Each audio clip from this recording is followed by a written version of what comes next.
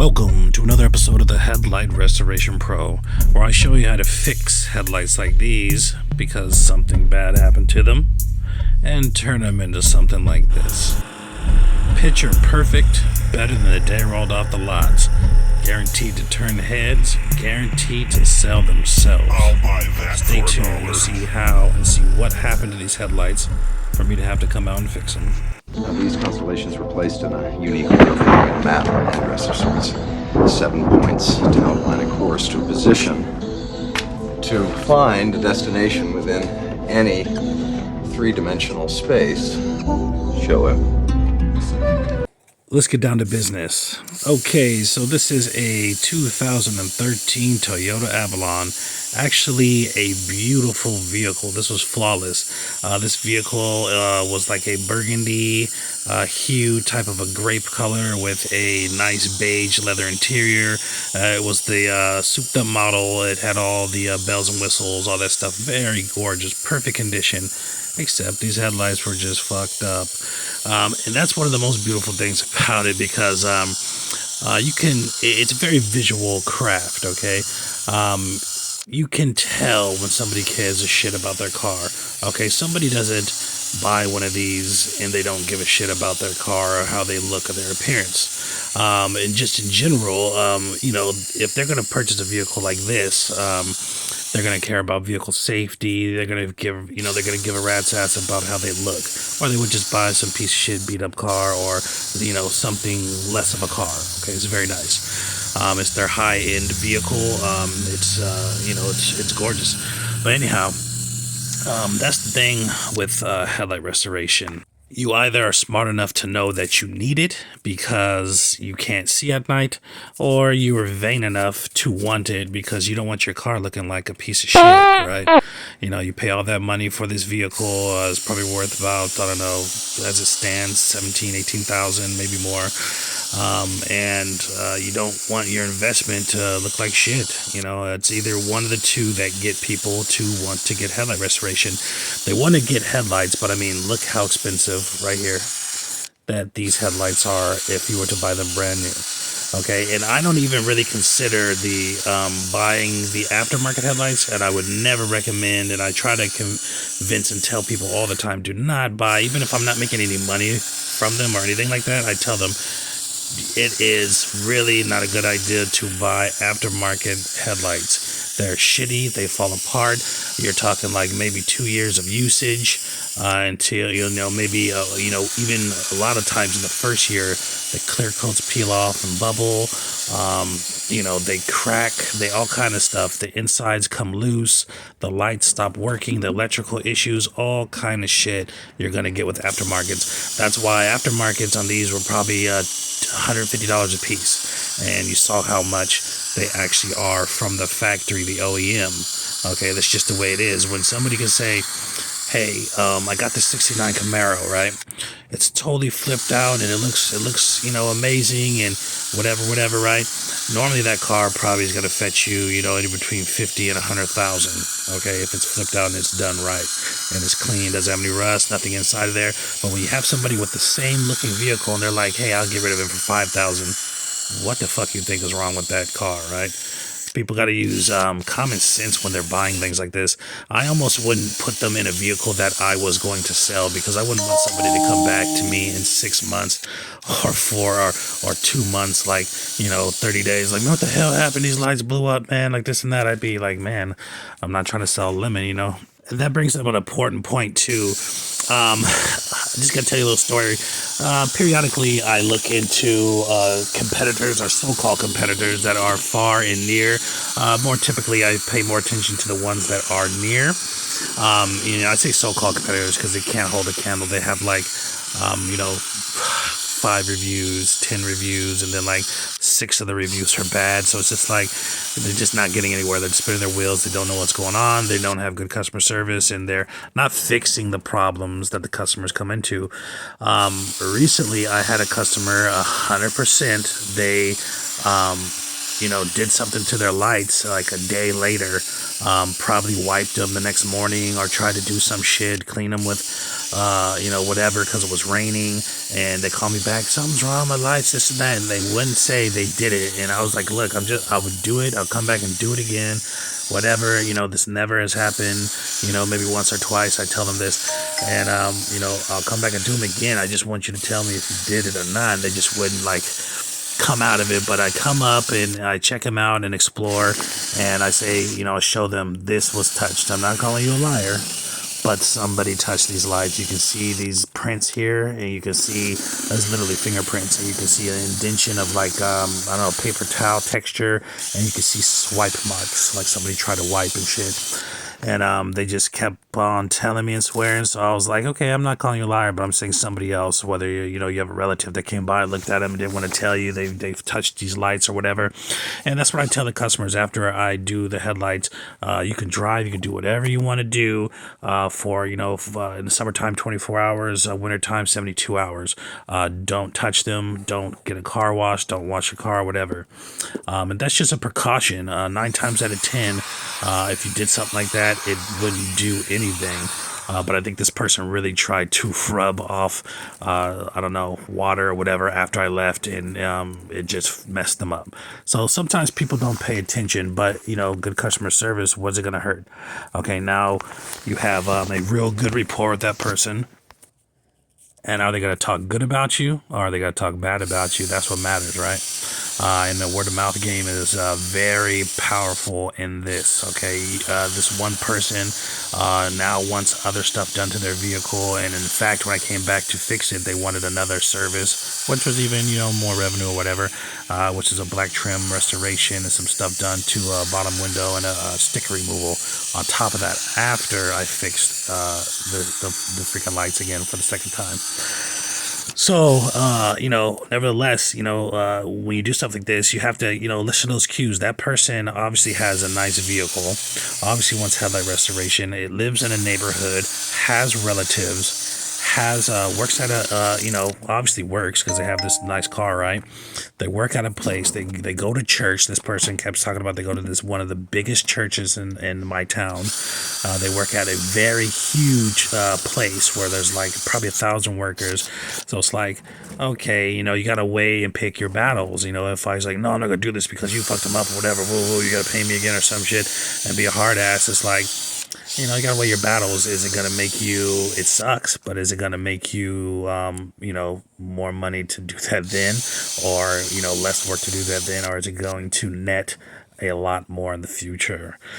So keep your cool when those things happen, because it can also end up with some freak reviews or whatever. And I was gonna say that with the vehicle and the before I got sidetracked, the vehicle and in correlation to business and selling a vehicle with bad lights. Okay, one of these so-called competitors, I was reading his reviews the other day, and he has about 25 reviews or whatever, and he has about 8 of them that are bad, really, really fucking bad.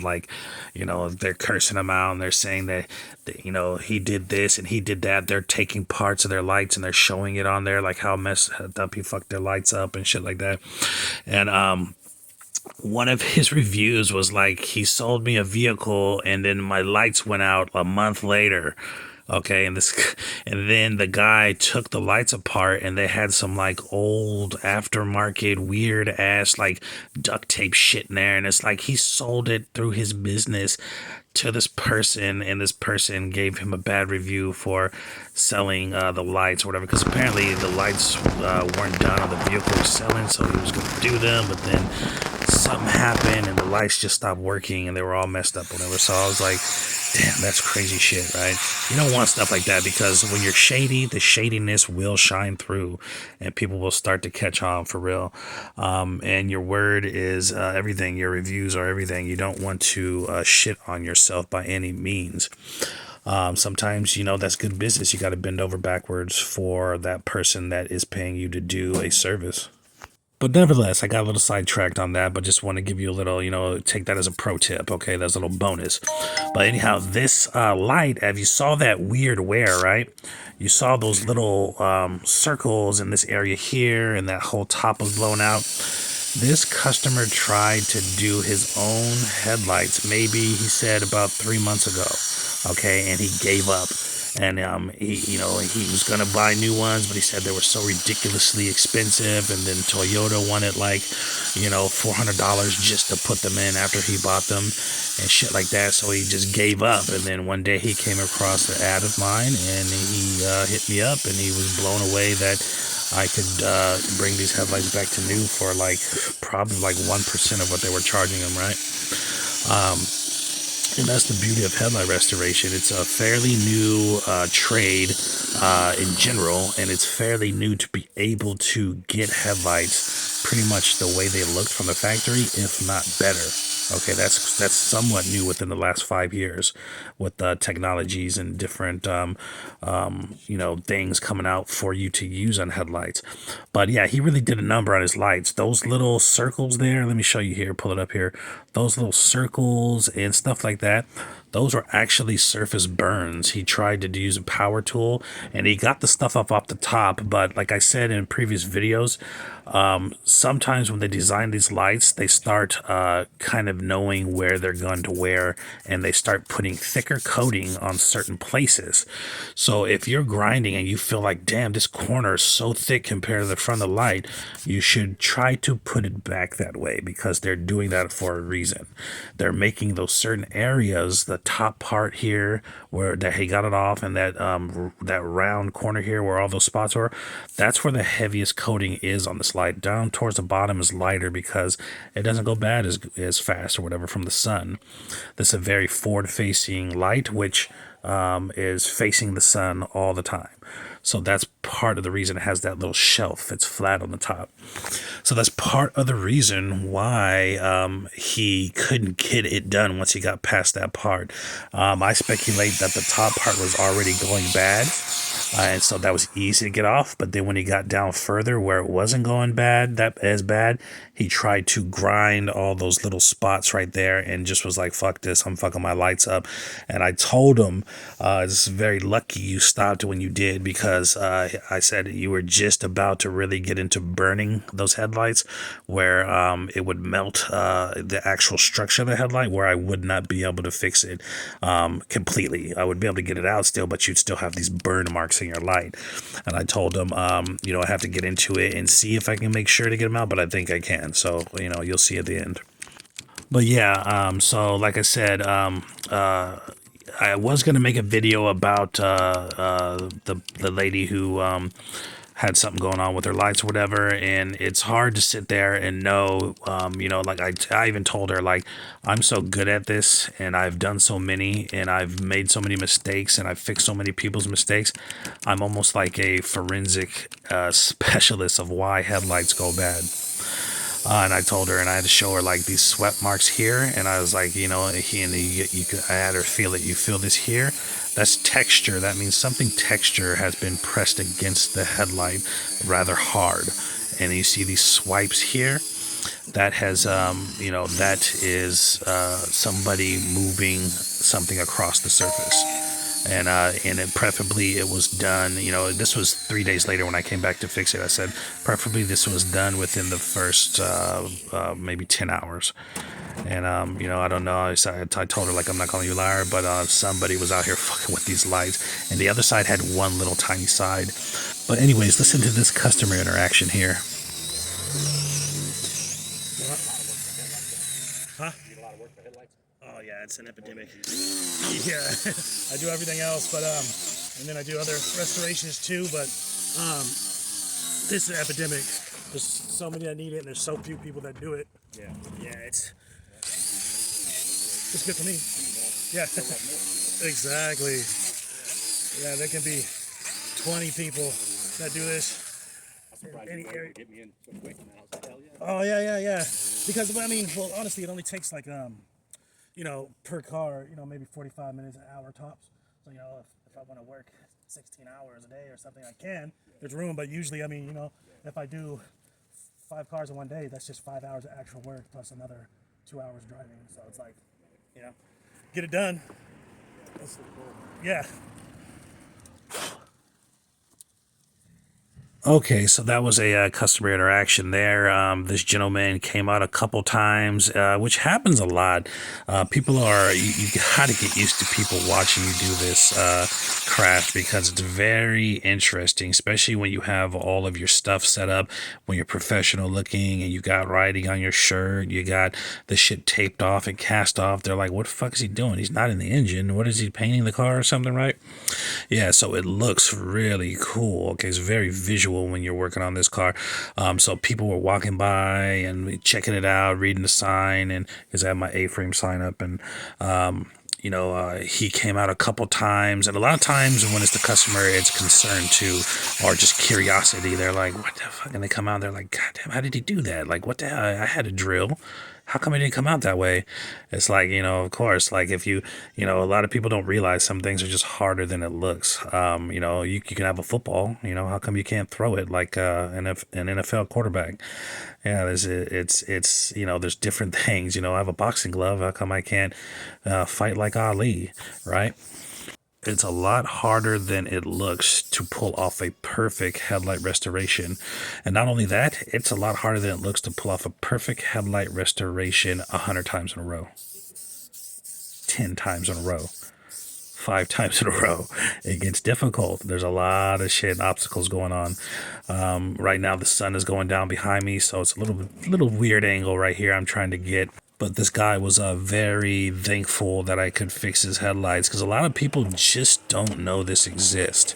They're online and they're looking and they're like, oh my God, $2,000 to fix these fucking headlights? Like, that's crazy, right? I just paid $18,000 for this shit. I need $2,000 for some fucking headlights, right? And that's how I got into it, the same way. They were like $1,500 for these Cadillac headlights, and they can't be fixed. They're too far gone. And I was like, fuck that. I'm not paying that. I'll sell this car, right? So I began my journey, and here we are.